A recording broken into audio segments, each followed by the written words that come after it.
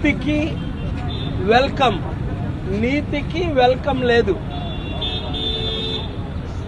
Commissioners ని మూడు ప్రశ్నలు అడిగాను, ఫోన్లో, via text, face to face.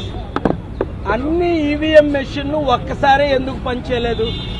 దానికి జవాబు లేదు. అంటే స్వైన్ ఫ్లూ వస్తే ఒక్కసారే అందరికీ స్వైన్ ఫ్లూ వస్తుందా? అది ఈ ఎలక్షన్ కమిషనర్లందరికీ కూడా రోగం ఒక్కసారే వచ్చింది. దీనికి నీతి నిజాయితీ లేదని రుజువిదే. సో కనుక నరేంద్ర మోదీ గారు, ఆర్ఎస్ఎస్ లీడర్స్, వాళ్ళకి ఒక ప్రశ్నకి జవాబు లేదు. ఏంటది? కొన్ని వందల ఈవీఎం మెషిన్లు ఎందుకు పనిచేయలేదు? ఒకటి. అన్ని ఒక్కసారే ఎందుకు ఆగిపోయాయి? ఉదయం 7 నుంచి 10 గంటల వరకు, మరలా 2 నుంచి స్టార్ట్ అయ్యేందుకు?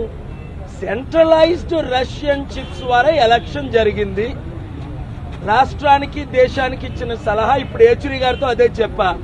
ఎలక్షన్ బాయ్కట్ చేస్తేనే నీతి నిజాయితీ జరుగుతుంది. అప్పటి వరకు నీతి నిజాయితీ జరగదు.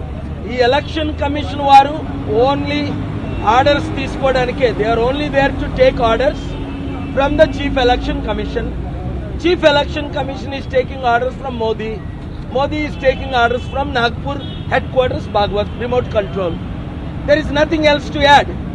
If you want free and fair election, చక్కగా బ్యాలెట్ పేపర్లు వచ్చిన వరకు 6 ఫేజులు పోస్ట్పోన్ చేయాలి, లేదా ఈ దేశం నాశనం అవడం ఖాయం. ఇలాగే ఆన్సర్లు ఎత్తుక్కుంటున్నారు. ఇప్పుడు దొంగలకి, పరీక్షలకి జవాబులు రానోళ్ళు ఎలాగ ఆన్సర్ చెప్పాలి? ఒకటి అడిగా, 50 మెషిన్లో 45 మెషిన్లు ఒక్కసారి ఎందుకు పనిచేయలేదు? దానికి ఆన్సర్ చెప్పానండి. ఉదయం 7 నుంచి 10 గంటల వరకు ఎందుకు పనిచేయలేదు నరసాపురం అంతానా? ఆన్సర్ ఉందా? They don't have the answer. ఉండాలి ఎవడైనా ప్రశ్నలు అడగడానికి. ఇదంతా క్రిమినల్ గ్యాంగ్స్, క్రిమినల్ తయారై క్రిమినల్ రాజ్యం ఆల్రెడీ స్టార్ట్ అయిపోయింది. క్రిమినల్ పాలన. చూసారా? నేను చక్కగా ఓటు వేయడానికి ట్రాన్స్ఫర్ చేశాను, ఆ ఓటు కూడా ట్రాన్స్ఫర్ చేయలేదు. ఎలక్షన్ కమిషన్ దొరికిపోయారు అడ్డుగాన. మీరు వాళ్ళు ఏమైనా ప్రశ్న అడగగలిగారా? వాళ్ళకు ఒక్క ఆన్సర్ లేదు.